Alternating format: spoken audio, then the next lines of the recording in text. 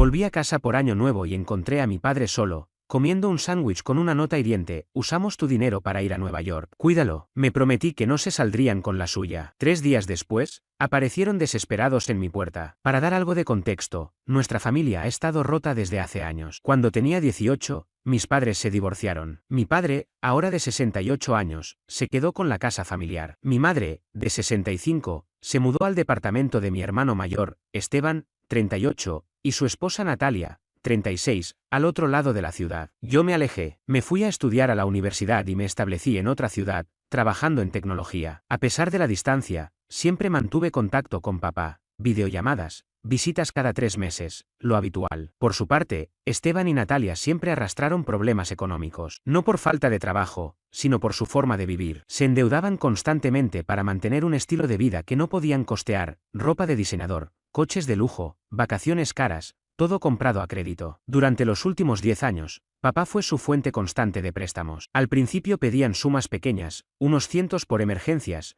pero con el tiempo comenzaron a pedir miles, y jamás devolvían nada. Básicamente, drenaban sus recursos para sostener su vida irresponsable. Llegué la víspera de Año Nuevo. La casa estaba a oscuras, sin coches en la entrada, luces apagadas, cortinas cerradas. Dudé incluso de haber llegado el día correcto. Dentro hacía frío. Estaba en silencio. Solo una tenue luz en la cocina rompía la oscuridad. Allí encontré a papá, solo, comiendo un sándwich seco con un vaso de agua. Sin cena festiva, sin decoración. Solo él, en un ambiente helado. El termostato estaba en 14 grados. Pensé que tal vez habían salido a hacer compras de último momento, hasta que vi las notas pegadas en la heladera. Me tembló la mandíbula al leerlas. Usamos tu dinero para Nueva York. Cuídalo esta semana. Así, sin más, se habían llevado los $650 que yo mismo transferí a la cuenta de papá, marcados claramente como cena y regalos de Año Nuevo, y los gastaron en un viaje improvisado a Nueva York. Lo dejaron solo, sin comida en casa, excepto pan, mantequilla de maní y fiambres vencidos. Papá no habló mucho, solo asintió cuando le pregunté si estaba bien. Luego, se inclinó hacia mí y me susurró: se van a arrepentir de esto. En sus ojos vi algo que hacía mucho no veía: lucidez. No reaccioné con rabia, no externamente. Me limité a prepararle una comida caliente, subir la calefacción y acondicionar su habitación. Mientras encargaba provisiones desde mi celular, vi una alerta en su app del banco: fondos insuficientes para el pago automático de la hipoteca. Entonces entendí que no era solo una festividad arruinada, era algo mucho más profundo. No iba a darles el espectáculo que seguramente esperaban. Planeé algo mejor. Durante los 3 días siguientes me puse a investigar. No al azar, ya tenía sospechas desde hace tiempo. La primavera pasada,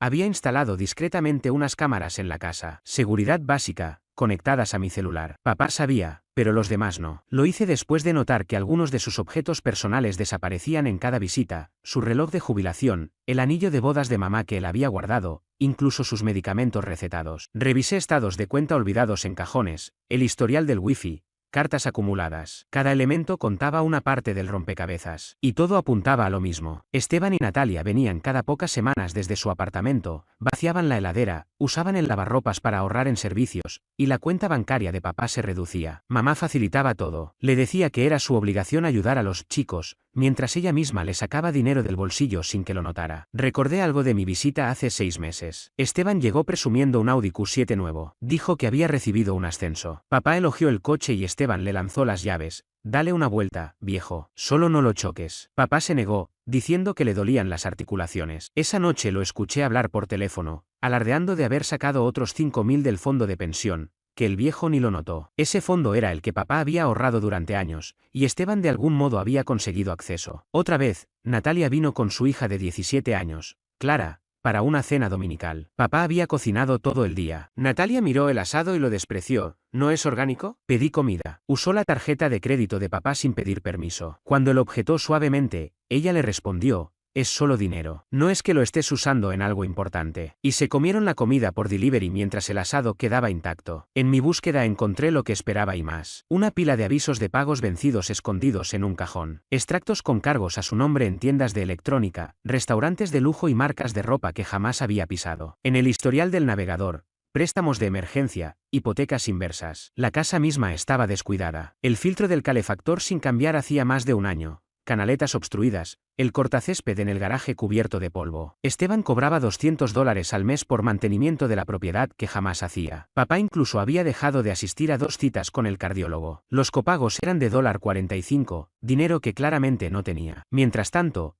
en su tarjeta aparecía un cargo de $1,200 por una sesión de fotos para los 16 años de Clara. Cuando puse todos los documentos sobre la mesa del comedor, papá me observó sin sorpresa. Solo asintió. ¿Desde cuándo pasa esto?, le pregunté. Años, respondió. Al principio eran unos pesos. Luego se descontroló cuando Esteban se casó. Tu madre me convenció de que era normal ayudarlos. ¿Ayudarlos a qué?, pensé. ¿A pagar la 4ª vacación del año? Papá encogió los hombros. Esteban siempre tiene alguna urgencia. Que si el coche, que si una operación, que si hay que reparar algo. El mes pasado fue el fondo universitario de Clara. Decían que necesitaban reservar su plaza en la Universidad de Nueva York. Cuanto más averiguaba, más rabia sentía. Pero la mantuve controlada. Fui metódico. Hice copias de todo. Tomé fotografías. Descargué las grabaciones. Para el 3er día, ya tenía suficiente para que cualquier abogado se interesara seriamente. Revisé unas grabaciones del Día de Acción de Gracias. En ellas se veía a Esteban y Natalia llegar 2 horas tarde, quedárselo justo para comer y luego llenar varios recipientes con las sobras antes de irse. Según papá, ellos le habían dicho que se iban a encontrar con unos amigos para el postre. En la cámara de la cocina se podía ver a Natalia hurgando en el talonario de cheques de papá mientras mamá lo mantenía ocupado en el salón. Justo estábamos terminando de almorzar cuando comenzaron a golpear la puerta con insistencia. Golpes fuertes, mezclados con voces alteradas. La más reconocible era la de Esteban. Miré la cámara de seguridad desde mi teléfono. Allí estaban los 4, Esteban, Natalia, mamá y Clara, mi sobrina, en el porche, todos con maletas. Abrí la puerta y el aspecto que tenían era lamentable, agotados, con ojeras marcadas, muy lejos de la imagen elegante que solían mostrar. Todos hablaban al mismo tiempo, cruzando frases y explicaciones. Natalia fue la primera en acercarse, con un bolso de diseñador colgando del brazo, uno nuevo de Gucci, de esos que rondan los $2.800. Bastante curioso para alguien que decía estar sin dinero. No es lo que parece, empezó a decir rápidamente. Fue un malentendido. No pensamos que realmente vendrías. No dije nada. Simplemente me hice a un lado para que pudieran ver a papá, tranquilo en el sofá, limpio, abrigado, comiendo un guiso caliente mientras miraba televisión. Ni siquiera los miró. El silencio que se generó pesaba más que cualquier palabra. Clara puso los ojos en blanco y se puso a testear, completamente ajena al drama. Natalia comenzó con una serie de excusas sobre vuelos caóticos y reservas de hotel canceladas. Mamá, detrás de ellos, no paraba de jugar con la correa de su bolso, evitando mi mirada. Necesitamos ayuda, dijo Esteban al fin, mirando su reloj como si tuviera algo urgente que hacer. Algo pasa con nuestras cuentas. Las tarjetas no funcionan, no podemos acceder a la app de viajes. Resulta que habían organizado ese viaje con mi dinero. Quemaron sus tarjetas de crédito y ahora el alquiler estaba por vencerse. Necesitaban dónde quedarse mientras resolvían todo. Esteban hablaba como si se tratara de un pequeño problema que yo, como buen hermano, debía ayudar a resolver. Nuestro edificio tiene una filtración grave, añadió Natalia, frunciendo el ceño. Necesitamos quedarnos aquí una semana o 2. Noté que Clara vestía ropa nueva, todavía con las etiquetas visibles bajo el cuello. Vaya vacaciones difíciles, pensé. Los dejé hablar. Vomitaron cada problema, cada malentendido, cada excusa posible. Y luego les dije la verdad. Les conté que las cámaras en la casa habían estado funcionando desde marzo, que tenía registros de todas sus visitas, de cada vez que dejaban a papá con sobras frías mientras pedían comida cara desde el auto, de cada vez que hurgaban entre sus medicinas buscando calmantes. Tengo todo, les dije. Vídeo, audio, capturas de los chats grupales que se sincronizan con la tablet de la cocina, esa que nunca supieron que grababa. El rostro de Esteban pasó de arrogante a desesperado en cuestión de segundos. La sonrisa fingida de Natalia desapareció. Clara por fin levantó la mirada del teléfono, y mamá se quedó pálida. También tengo grabaciones tuyas, dije, mirando a Clara, robando $80 de la billetera de papá mientras dormía el Día de Acción de Gracias, para esas entradas de concierto que necesitabas. Clara abrió la boca, pero no salió palabra. Luego miró a sus padres, como si la culpa fuera de ellos por haberla metido en esto. No tenías derecho a espiarnos, soltó Esteban, ya más furioso que asustado. Eso es ilegal. ¿Ilegal? Me reí. Lo dice alguien que ha estado robando a su propio padre. No robábamos, intervino Natalia, tajante. Estábamos tomando prestado. Hay una diferencia. ¿Papá sabía que prestaban cuando falsificaron su firma en los formularios de préstamo?, pregunté. Se hizo un silencio helado. Mamá dio un paso al frente, intentando hacer de mediadora. Como siempre, estoy segura de que podemos resolver esto como familia. Tu hermano ha pasado por mucho estrés. No, La interrumpí. Tú también eres culpable. Tengo imágenes tuyas sacando dinero de la billetera de papá mientras él dormía. Entonces Esteban se lanzó contra mí, tomándome de la camisa. Maldito santurrón. Lo empujé con fuerza. Tropezó con la mesa de centro y tiró una lámpara. No me toques, dije con voz calmada. Eso pareció alterarlo más que si le hubiera gritado. Natalia comenzó a gritar que yo era un desagradecido, que ellos habían estado cuidando de papá mientras yo me dedicaba a mi vida. Clara también se unió al caos, diciendo que yo estaba arruinando todo y que solo estaba celoso del viaje. Mamá trataba de interponerse entre nosotros, pidiendo calma. Papá solo observaba, su expresión era un misterio. Lárguense, dije finalmente. Todos. Ahora. No puedes echarnos de la casa de papá, se burló Esteban. No es tu propiedad. Ah. No, saqué mi teléfono. Desde esta mañana tengo un poder notarial temporal. Papá firmó los papeles hace 2 semanas por si esto pasaba. Estás mintiendo, dijo Natalia, aunque su voz temblaba. Les mostré el documento en pantalla. La casa está fuera de su alcance. Las cuentas están congeladas. Y el SUV de lujo que han estado usando fue reportado como robado esta mañana. Ese es nuestro coche, protestó Natalia. ¿De verdad? Está a nombre de papá. La titularidad, el seguro. Todo está registrado con su información, y los pagos salían de su cuenta. Técnicamente, eso es robo de vehículo. Esteban apretó los puños, dando un paso más hacia mí. Atrévete, le dije. Mamá rompió en llanto, rogando que no peleáramos. Natalia agarró su bolso y se dispuso a irse. Clara guardó el teléfono con un golpe seco, fulminándome con la mirada. Esteban temblaba de rabia hasta que Natalia lo jaló del brazo. Esto no ha terminado, dijo entre dientes mientras salían. En realidad, sí, le respondí, cerrando la puerta tras ellos. Los observé por la ventana mientras discutían en la entrada. Esteban gesticulaba con desesperación, señalando hacia la casa. Natalia escribía sin parar en su teléfono. Mamá se secaba las lágrimas. Clara ya iba por mitad de la calle, como si no quisiera tener nada que ver con ellos. Al cabo de unos minutos, un Uber se detuvo frente a la casa y los 4 subieron. Cuando se alejaron, me volví hacia papá. ¿Estás bien? Asintió lentamente y luego me sorprendió. Hay algo más que necesitas ver, dijo. Se levantó y me hizo una seña para que lo siguiera. No fue al sótano, como pensé, sino a su habitación. Fue hasta el armario. Corrió unas cajas viejas y dejó al descubierto una pequeña caja fuerte que yo nunca había notado. Introdujo la combinación con total seguridad, la abrió y sacó una vieja caja metálica verde. He estado esperando el momento adecuado, dijo mientras me la entregaba. Pensé que me iba a morir antes de tener la oportunidad. La caja pesaba más de lo que parecía. La llevé hasta la mesa del comedor y la abrí con cuidado, sin saber qué encontraría. Dentro había papeles, muchos, extractos bancarios, cheques antiguos, cartas y una cronología mecanografiada que abarcaba casi una década. Al principio no lo comprendí del todo, pero después, cuando empecé a notar el patrón, todo cobró sentido: retiros irregulares, documentos falsificados, préstamos a nombre de mi padre. Llevaban años drenando sus finanzas, usando su número de seguridad social para abrir tarjetas de crédito, solicitando préstamos rápidos que él jamás supo que existían y de los que nunca se benefició. Uno de los documentos más alarmantes mostraba a Esteban como CEO firmante de una hipoteca inversa que mi padre nunca aprobó. La firma del notario era falsa. Había sido hecha por una amiga de Natalia que trabajaba en una tienda UPS. Según los documentos preliminares, de haberse concretado esa hipoteca, habrían recibido alrededor de $175,000, dejando a mi padre prácticamente sin patrimonio sobre su propia casa. Al revisar los estados de cuenta, descubrí un patrón evidente. Cada vez que Natalia quería un auto nuevo o una bolsa de diseñador, aparecían retiros misteriosos en las cuentas de mi padre. Y cuando Clara necesitaba ropa costosa o el teléfono más reciente, Esteban falsificaba su firma para pedir préstamos. El nombre de mi madre también figuraba una y otra vez,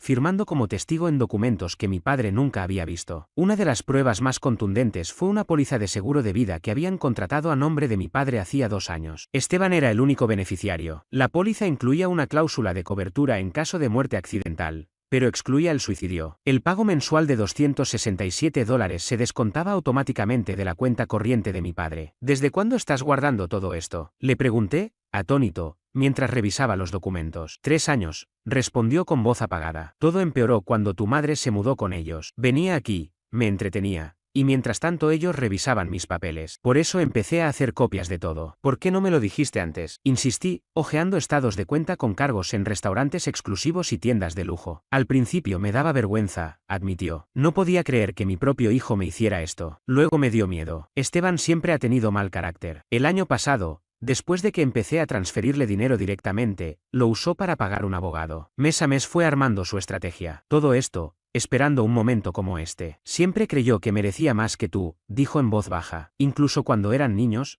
él solo tomaba y jamás devolvía nada. Encontré una nota escrita por mi padre, guardada entre papeles. La había escrito tras un incidente especialmente grave el año anterior. Esteban había venido a pedirle $3,000 para reparar su auto. Cuando mi padre dudó, Esteban insinuó que quizás estaba desarrollando demencia y que sería mejor considerar una residencia con supervisión médica. Papá, en serio, ¿por qué no me contaste antes? Le pregunté nuevamente. Me amenazaron con cortar todo contacto, explicó con tristeza. Que no vería más a Clara, que no me llamarían. Creí que podía resolverlo solo. Me equivoqué. Otro documento me llamó la atención, un poder notarial médico con el nombre de Esteban, fechado apenas 3 meses atrás. La firma de mi padre se veía temblorosa, forzada. ¿Tú firmaste esto? Le pregunté, mostrándole el papel. Negó con la cabeza. Esteban lo trajo un día que estaba con gripe. Me dijo que era papeleo del seguro. Me negué a firmarlo. Debe haber falsificado mi firma después. Lo añadí al creciente montón de pruebas. ¿Hay algo más que deba saber? Pregunté. Dudó un instante. El mes pasado Esteban empezó a hacerme muchas preguntas sobre mis medicamentos. ¿Qué tomo? Cuando lo tomo. Dijo que le preocupaban las interacciones. Un escalofrío me recorrió. Teníamos que actuar. Esa misma mañana llamé a la abogada de mi padre, una mujer directa llamada Elena, especialista en casos de abuso a personas mayores. Llegó en menos de una hora, revisó todo y fue clara. Esto es delito, dijo mientras organizaba los documentos en pilas ordenadas. Usurpación de identidad, fraude, explotación financiera de un adulto mayor. Estamos hablando de cargos penales graves. Nos explicó el procedimiento. Primero una denuncia ante la policía, luego una orden de alejamiento para proteger a mi padre y evitar que se acercaran a la casa. Al mismo tiempo, presentaría cargos penales y una demanda civil por abuso y restitución económica. El proceso penal será más lento, pero con esta evidencia, tengo confianza, dijo. Llevar ambos casos en paralelo nos da la mejor posibilidad de recuperar lo robado. La demanda civil puede continuar incluso si logran un acuerdo penal. ¿Cuánto tiempo tomará? Pregunté. La orden de protección en 48 horas. La congelación de bienes en aproximadamente una semana si el juez concede la solicitud de emergencia, y creo que lo hará. Los cargos penales dependen del fiscal, pero calculo que en unos 30 días. El juicio podría ser en unos 6 meses, aunque con esta evidencia, probablemente acepten un trato. Mi padre firmó todos los documentos necesarios con firmeza. Solo quiero que me devuelvan lo que es mío. Elena fue clara. El robo de más de $100,000 se considera un delito grave de clase B. El cálculo preliminar indicaba que habían sustraído aproximadamente $215,000 en los últimos 5 años, incluyendo retiros bancarios, préstamos y tarjetas fraudulentas, el intento de hipoteca y la apropiación de un vehículo. Esa cifra podía aumentar conforme avanzara la auditoría forense. Esa misma tarde, entregamos todo a la policía. 2 días después, un juez firmó la orden de alejamiento, impidiendo a Esteban, Natalia, mi madre e incluso Clara acercarse a menos de 150 metros de mi padre o su vivienda. La reacción de Esteban fue violenta. Comenzó a enviar mensajes amenazantes, los cuales reenviamos de inmediato a la policía. Mi madre llamó llorando, diciendo que estábamos destruyendo a la familia. Después de la tercera llamada, bloqueamos su número. Una semana más tarde, tal como Elena había previsto, estábamos en la audiencia civil para solicitar la congelación de bienes y presentar la demanda por abuso. El juez revisó nuestras pruebas y otorgó la medida cautelar, congelando sus cuentas mientras avanzaba la investigación. Todo esto ocurrió antes de que se presentaran los cargos penales formales. Al salir del juzgado, Natalia nos esperaba en el pasillo. Sus costosas prendas no podían ocultar las ojeras ni la tensión en su rostro. Al verme, explotó. «¡Cobarde!», gritó señalándome. «Estás arruinando nuestras vidas por nada». Su voz retumbó en el pasillo de mármol, atrayendo miradas. Seguí caminando, pero ella me siguió con paso firme. «Nosotros lo cuidamos durante años mientras tú estabas lejos», dijo con desprecio. «Apareces en una sola fiesta y ya eres el hijo perfecto». Me detuve. «Lo dejaste solo con un sándwich y una nota. Eso no es cuidado». «Solo era dinero», gritó. «Dinero estúpido que él ni usaba. Solo quería ayudarnos». Un guardia de seguridad se acercó mientras ella alzaba aún más la voz. «¿Te crees mejor que nosotros?», continuó. «Esteban siempre dijo que eras el niño dorado, el favorito de papá. Pues que sepas que él se quejaba de ti todo el tiempo, que nunca lo visitabas, que lo abandonaste». El maquillaje comenzaba a correrse por su rostro, deformado por la rabia. Algunos ya miraban abiertamente. «Eres un miserable rencoroso», iba a continuar, pero un oficial del juzgado se interpuso con firmeza. «Debe bajar la voz o abandonar el edificio de inmediato». Natalia se giró hacia el oficial, furiosa. «¿Sabe lo que está haciendo? Está arruinando nuestras vidas. Ni siquiera podemos comprar comida». «Eso no es asunto mío», señora, respondió con frialdad el guardia. Este es un tribunal. Natalia me lanzó una mirada llena de odio antes de escupir con rabia. Esto no ha terminado. Sus palabras resonaban como un eco de las que había pronunciado Esteban días atrás. Luego se marchó apresuradamente, empujando sin querer a una anciana que apenas lograba mantenerse en pie. Elaine, que había presenciado todo desde una esquina, me puso una mano en el hombro y murmuró: por esto obtuvimos la orden de alejamiento. Se están desmoronando. 2 semanas después de que se congelaran los bienes, mi madre apareció de improviso en la casa. Estaba preparando el almuerzo cuando la vi por la ventana, de pie en el porche. Lucía más frágil, más envejecida de lo que recordaba. A pesar de todo, abrí la puerta. Estás violando la orden de protección, le dije de inmediato. Lo sé, respondió con voz apagada. Pero necesitaba hablar contigo, por favor. No la invité a pasar. Permanecí en el marco de la puerta, con los brazos cruzados. 5 minutos, accedí. Ella asintió y sujetó su bolso con fuerza. He estado recordando cuando eras niño, tú y Esteban jugando en el jardín, construyendo esas pequeñas fortalezas. Siempre fuiste tan bueno con él, cuidando a tu hermano mayor, incluso cuando no lo merecía. No dije nada. Era la misma estrategia de siempre, recurrir a la nostalgia para manipular. Él no es una mala persona, continuó. Ha cometido errores, como todos nosotros. Robarle más de $200.000 a papá no es un error, repliqué con frialdad. Es un delito. Ella se estremeció, pero siguió insistiendo. No fue así, solo estaba pidiendo prestado. Todo se salió de control. Esteban siempre ha tenido problemas con el dinero, tú lo sabes. Necesita ayuda, no castigo. Lo que necesita son consecuencias, le corregí. Por favor, su voz se quebró. Esto es un asunto familiar. No deberíamos involucrar a la justicia. Tu padre nunca habría querido que esto se volviera un proceso legal. Él amaba a Esteban, nos amaba a todos. Sentí una oleada de rabia. No me digas lo que papá querría. Tú lo abandonaste. Te fuiste a vivir con Esteban y lo ayudaste a robarle durante años. No sabía. Si sabías, la interrumpí. Tenemos grabaciones de ti distrayéndolo mientras Natalia hurgaba en su despacho. También tenemos documentos con tu firma, documentos que papá nunca autorizó. Sabías exactamente lo que estaban haciendo. Comenzó a llorar. Lágrimas suaves, calculadas, las mismas que le funcionaron con papá durante décadas. Me equivoqué. Lo sé. Pero por favor, ¿no podemos resolver esto como familia? Retira los cargos. Lo devolveremos. Lo prometo. ¿Con qué dinero? ¿Con las cuentas que ya vaciaron? Podemos encontrar una solución. Esteban podría perderlo todo, su trabajo, su futuro. Piensa en Clara. Es solo una niña. Clara tiene 17 años, y también estaba involucrada, dije. Tengo mensajes donde se jacta de haber tomado dinero del tesoro del abuelo. Todos sabían lo que hacían. Las lágrimas de mi madre se evaporaron de golpe. Su rostro se endureció. Siempre fuiste igual de terco que tu padre. Se acabó el tiempo, le dije mientras cerraba la puerta. Él nunca te perdonará por esto, alcanzó a decir. ¿Vas a destruir a tu propia familia? ¿Eso quieres? ¿Quedarte solo con ese viejo amargado? Solté una risa sin alegría. Mejor solo con él que rodeado de ladrones. Cerré la puerta mientras ella seguía protestando, y la observé por la ventana al alejarse, sacando el teléfono. Seguramente para avisarle a Esteban que había fallado. No le conté nada a papá sobre la visita. Ya tenía suficiente con lo que cargaba. Unos días después, recibí una llamada de un número desconocido. Al contestar, un hombre se presentó como Doug Reston, antiguo jefe de Esteban en Paramount Financial. ¿Antiguo jefe?, pregunté sorprendido. Esteban siempre hablaba de su trabajo como si fuera la base de todo su éxito. Sí, confirmó Doug. Me enteré de los cargos. Y para ser sincero, no me sorprende. Doug explicó que Esteban había sido despedido 3 meses antes del viaje de Año Nuevo, por presentar informes de gastos falsos. Solicitaba reembolsos por reuniones inexistentes, cenas personales disfrazadas de trabajo y congresos a los que nunca asistió. La empresa prefirió no denunciarlo a cambio de su renuncia. No queríamos publicidad, añadió, pero al ver las noticias sobre el caso de abuso financiero, pensé que debía contarlo. Esto no es un hecho aislado. Le pregunté por qué me llamaba a mí. Tu hermano te mencionaba con frecuencia, dijo Doug, siempre con cierto resentimiento. Decía que tú lo habías tenido todo más fácil. Cuando vi tu nombre en las noticias, lo recordé. Doug se ofreció a proporcionarnos documentos sobre el despido y las irregularidades. Esto podría reforzar el caso, dijo. Muestra un patrón de conducta. Agradecí su ayuda y llamé de inmediato a Elaine. Ella reaccionó con entusiasmo. Es justo lo que necesitamos. Demuestra que no fue un error puntual, sino una conducta sistemática. Pediré los registros formalmente, pero que él quiera colaborar facilita mucho las cosas. Con esa nueva información, muchas cosas empezaban a encajar: la desesperación de Esteban y Natalia por conseguir dinero de papá, su ausencia en el departamento, probablemente debían renta, y la insistencia por aquel viaje a Nueva York. No solo eran codiciosos,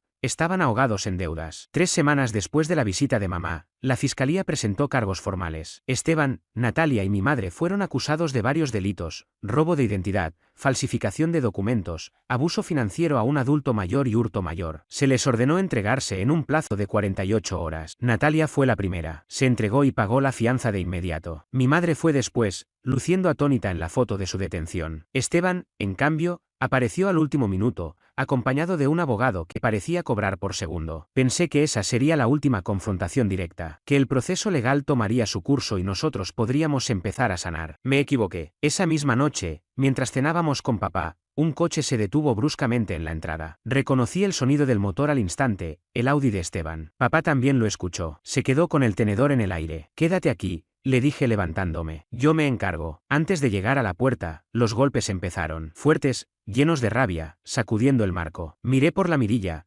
Esteban estaba allí, desencajado, con la cara roja. «Sé que están ahí», gritaba. «Ahora no tumbo la puerta». Saqué el teléfono y comencé a grabar. Luego abrí la puerta sin cruzar el umbral. «Estás violando la orden de alejamiento», dije con calma. «Debes irte». «Al diablo tu orden», balbuceó. Estaba borracho. «¿Crees que puedes arruinarme la vida, hacer que me arresten y hasta poner a mi hija en mi contra?» «Tú hiciste eso solo», respondí, manteniendo el tono sereno. «Márchate antes de que llame a la policía». Empujó con fuerza, haciéndome chocar contra la pared. «¿Dónde está? ¿Dónde está ese viejo ingrato?» Papá apareció en el umbral del comedor, erguido a pesar de su edad. «Esteban, debes irte», dijo con firmeza. Él se abalanzó hacia él. Me interpuse, y me empujó con más fuerza. Casi caigo. «Vas a retirar los cargos», ordenó, señalando a papá. «Llama a tu abogado, a la fiscalía. Diles que fue un malentendido». Papá no se inmutó. Solo dijo una palabra, pero jamás lo había escuchado hablar con tanta firmeza. El rostro de Esteban se desfiguró de ira. Me agarró de la camisa y me empujó con fuerza contra la pared. «Esto es culpa tuya. Tú lo pusiste en mi contra». Mi padre reaccionó con una rapidez que no le conocía. Le sujetó el brazo a Esteban y lo apartó de mí con una fuerza inesperada. «No vuelvas a tocar a mi hijo». Esteban se giró, sorprendido por un momento. No podía creer que nuestro padre, a sus 68 años, se hubiera interpuesto. Pero su rostro se endureció de nuevo. Empujó a papá hacia atrás. Ahí se acabó todo para mí. Me lancé sobre Esteban y lo derribé. Caímos al suelo, golpeando una mesa auxiliar en el forcejeo. Él era más corpulento, pero yo estaba sobrio, con una sola meta en mente: mantenerlo lejos de papá. Desde fuera se escuchó una voz. «¿Todo bien ahí adentro?». Era nuestro vecino, un policía retirado que todavía conservaba sus rutinas de vigilancia. «Llame al 911», le grité. Esteban trató de levantarse, pero entonces comprendió que la situación se le había escapado de las manos. Lo inmovilicé. «No vas a ninguna parte», le dije. 5 minutos después, 2 patrullas llegaron con las sirenas encendidas. Los agentes entraron con las manos en las armas, evaluando la escena con rapidez. Nos separaron, tomaron declaraciones y revisaron el vídeo que yo había grabado con el móvil. Les expliqué que había violado una orden de protección y nos había agredido. Les mostré el moretón que ya se me estaba formando en el brazo. Lo esposaron y se lo llevaron. Cuando lo subían al patrullero, uno de los policías se volvió hacia mí. «Necesitaremos que ambos vengan a la comisaría para dar testimonio formal. Es muy probable que le revoquen la fianza». Asentí y miré hacia papá, que seguía en el umbral de la puerta. Tenía un pequeño corte en la frente, donde se había golpeado contra la pared, pero por lo demás parecía bien. No mostraba tristeza ni rabia, solo determinación, como si por fin se hubiera quitado un peso de encima. «¿Estás bien?», le pregunté. «Estoy bien», respondió. «Ya se acabó». El proceso judicial avanzó con la lentitud y la pesadez que suelen tener esos asuntos. La cantidad de pruebas contra Esteban era abrumadora, y los nuevos cargos de agresión y desobediencia a la orden de alejamiento hicieron que le revocaran la fianza. Esperaría el juicio desde la cárcel del condado. La contadora forense terminó su informe. El total del dinero robado ascendía a $287.450. Incluía cargos en tarjetas de crédito no autorizados, retiros de efectivo, préstamos fraudulentos, una hipoteca inversa falsificada, compras de vehículos sin consentimiento y robo directo de bienes personales. Se encontraron rastros de dinero enviados a cuentas en el extranjero, donde Esteban aparentemente había ocultado parte de los fondos. No eran grandes sumas, pero sí suficientes para demostrar una intención premeditada. 2 meses después de su arresto, Esteban aceptó un acuerdo con la fiscalía: 3 años de prisión, 5 años de libertad condicional y restitución total. Mamá recibió 2 años de libertad condicional y trabajo comunitario. Su participación fue considerada menos activa, aunque relevante. Se le ordenó devolver $42.000 del total robado. Natalia, por su parte, resistió más tiempo las acusaciones, pero también terminó aceptando un trato: 18 meses de prisión y devolución del dinero. A diferencia de Esteban, se le permitió permanecer libre hasta la fecha de su condena. Sin embargo, El día antes de entregarse, vendió los pocos bienes que el tribunal no había congelado, pidió el divorcio desde la distancia y desapareció en Florida junto a un hombre que había conocido por internet. Abandonó a Clara, su hija, sin mirar atrás. Se emitió una orden de arresto, pero las autoridades de Florida tardaron en localizarla. Clara, con 17 años, no fue procesada. A pesar de haber estado al tanto de lo ocurrido, el fiscal la consideró una menor influenciada por sus padres y no una cómplice activa. Aunque todos sabíamos que había disfrutado de los beneficios del fraude, se le impuso una sanción menor, 200 horas de servicio comunitario y asistencia a clases de ética financiera. El juicio civil que papá presentó por abuso contra personas mayores fue contundente. El tribunal ordenó una indemnización por los $287.450 robados, más intereses y daños punitivos, lo que elevó la cifra a $375.000. Se dictó la venta de bienes, embargo de salarios futuros y cargos sobre cualquier activo que pudieran adquirir. Les tomaría décadas devolver todo. 3 semanas después de la fuga de Natalia, recibí un correo de una mujer llamada Kendra, la hermana distanciada de Natalia. La había conocido una sola vez, en la boda. Me dijo que había visto las noticias sobre Natalia escapando antes de su sentencia. No me sorprende, escribió. Ya lo había hecho antes. Esa misma noche la llamé, intrigado. Me contó que Natalia tenía un historial de estafas financieras desde la adolescencia. A los 20 años, vació los ahorros de jubilación de sus padres. Les había pedido que la incluyeran en las cuentas para ayudarlos con la administración. 6 meses después, el dinero había desaparecido, y ella también. Hizo lo mismo con su primer esposo, antes de Esteban. Kendra no hablaba con ella desde hacía años, pero seguía en contacto con gente que la conocía. Una de esas personas la había visto recientemente en Naples, Florida, compartiendo fotos de compras y playas en una cuenta privada. Tengo su nueva dirección, me dijo. Es lo correcto dártela. Kendra explicó que siempre se había sentido culpable por no haber advertido a Esteban. Intentó hacerlo en la fiesta de compromiso, pero él pensó que eran celos de hermana. Después de eso, ella se alejó. Le agradecí por la información y se la envié a Elaine. En pocos días, ella ya había coordinado con las autoridades de Florida. La orden de arresto fue actualizada para incluir fuga para evitar juicio. El historial de Natalia ayudó a reforzar nuestro caso, demostrando un patrón de conducta. Esto es crucial, dijo Elaine. Demuestra que no fue un incidente aislado, sino un esquema planificado. Si la encuentran, va a influir mucho en la sentencia. 3 semanas más tarde, Natalia fue arrestada en una tienda de lujo en Naples. Su nuevo novio no sabía nada de su historial criminal y se alejó inmediatamente al enterarse. Natalia fue extraditada y enfrentó su sentencia original, además de nuevos cargos por evadir la justicia. Durante todo este proceso, papá se mantuvo sereno. La rabia que uno esperaría nunca se manifestó. Solo mostraba una resignación tranquila, una pena silenciosa por lo que había llegado a ser su familia. 3 meses después de aquella Nochevieja, estábamos sentados en el porche. El vecindario estaba en calma. No había autos sospechosos en la calle ni sobresaltos cuando alguien golpeaba la puerta. Papá me entregó un sobre grueso. Dentro estaban los papeles de transferencia de propiedad, la casa, las inversiones,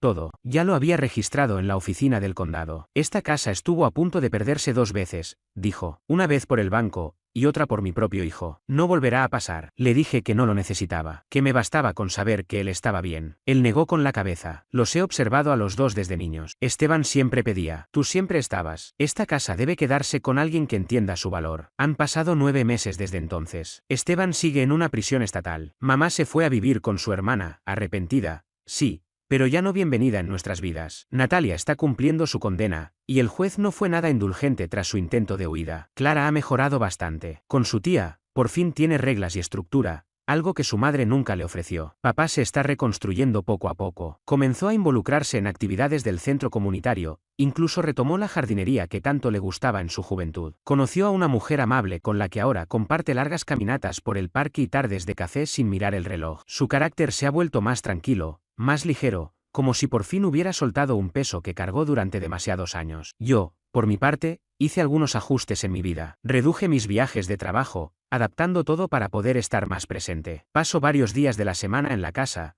cuidando que nunca más vuelva a convertirse en un lugar de tensión o peligro. Papá insiste en que este hogar ahora tiene otro significado, y no pasa un solo día sin recordármelo. A veces, en las noches más tranquilas, sacamos las sillas al porche, hablamos poco, pero entendemos mucho. Ya no hay gritos, ni amenazas, ni sobresaltos. Solo el silencio sereno de quienes sobrevivieron a una tormenta familiar y aprendieron a reconstruirse desde los escombros. Porque a veces la justicia no llega con ruido, sino con paz.